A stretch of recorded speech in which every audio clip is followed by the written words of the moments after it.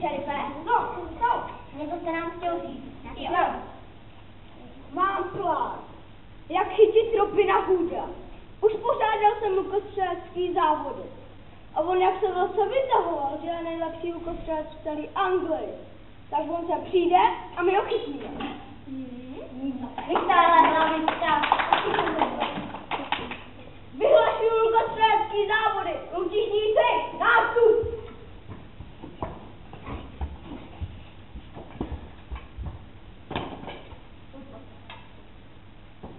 Musím se zeptat, jak se jmenujete? Lady Nicole.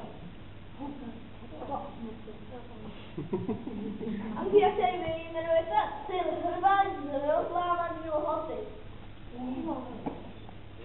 A jak se vy jmenujete? Sir Thomas z Vysokým hory. Možná na tak Bůh slyšela. To je pravda. První střela. Jo, ještě teď.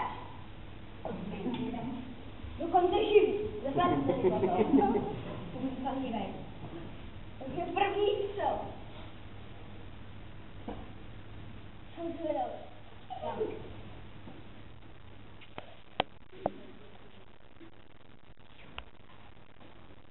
Au.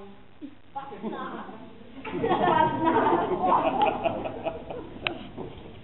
Ej, něco víc. Koukej. Na to určitě.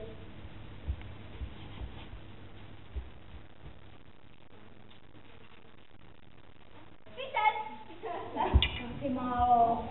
Vydáte stovku, šerife. No,